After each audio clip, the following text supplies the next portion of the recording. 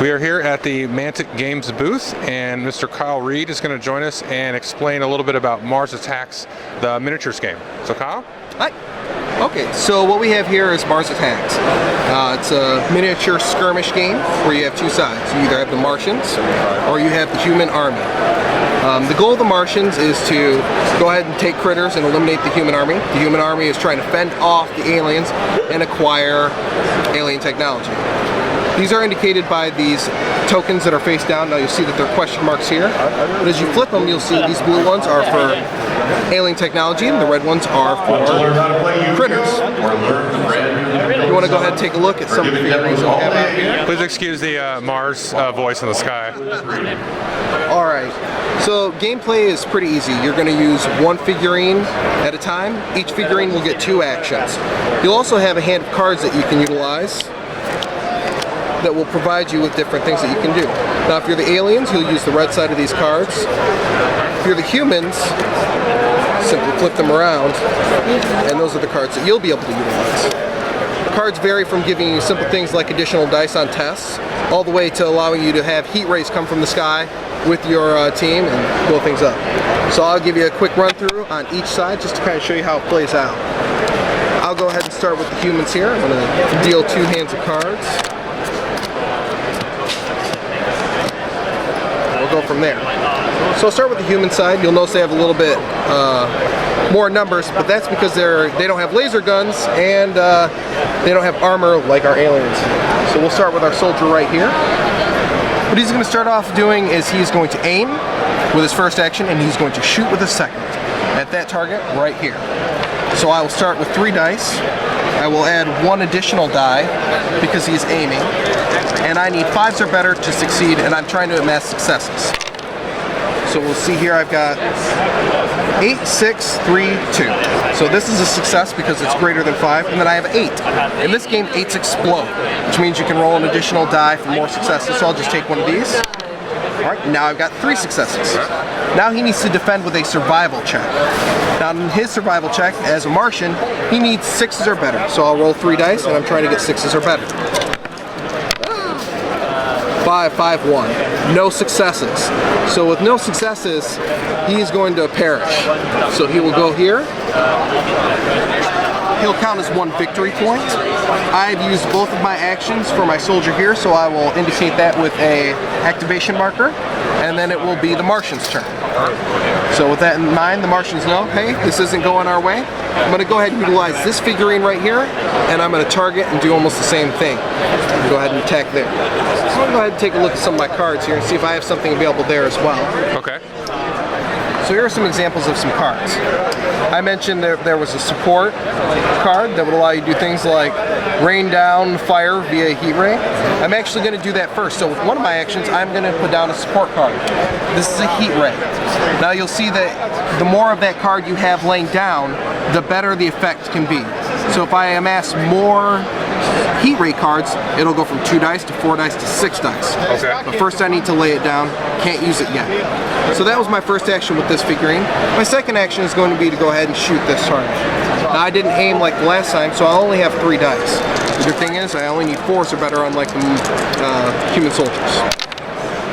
1 success. So now I'll roll for the human soldier here.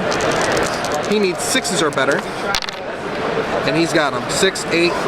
Normally, exploding die I would roll again, but 2 is sufficient, so I'll just continue gameplay. So he'll stay. We'll put an activation marker on him, and the soldier will go now. So we've got this soldier right here.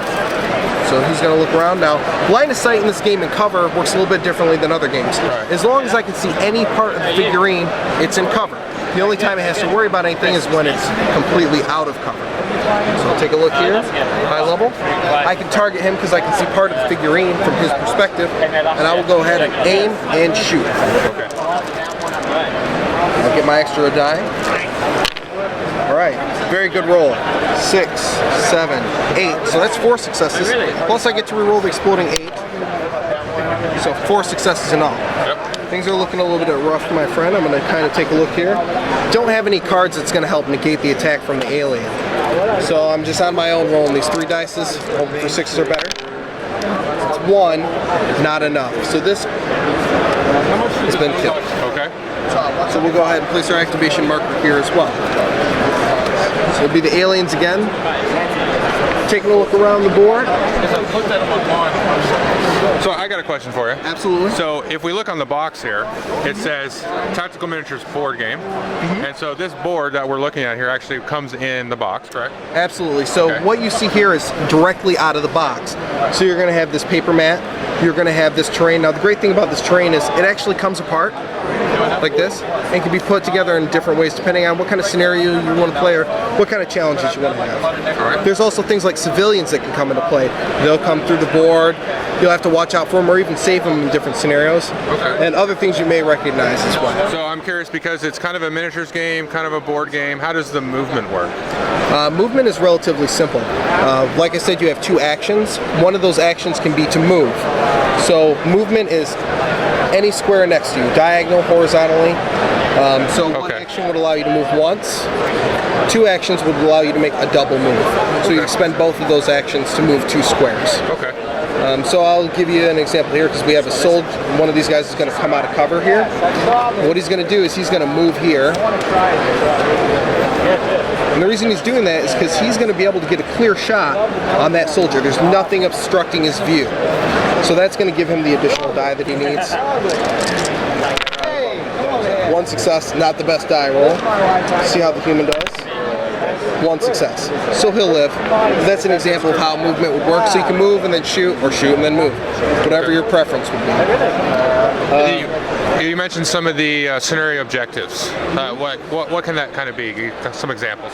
Scenario objectives can really vary in the game. Sometimes it's just to amass victory points, but other scenarios will provide more victory points for things like maybe you're saving a civilian, maybe you're trying to make your way to the other side of a board, maybe there's a particular piece here that you're trying to acquire. That would be some examples of other scenarios that you could do. Also, the amount of soldiers that you would have in play and the figurines, that would also change the scenario as well. So the human army has things called heroes. Heroes have special abilities above and beyond what you see here. They can provide bonuses to the other soldiers that are out here by encouraging them, or they have special movement abilities, even attacks and such. So it really varies based on the hero. The Martians also have a leader as well that allows them to do additional things also. Well, awesome. Thank you. I appreciate it. Yeah, no problem.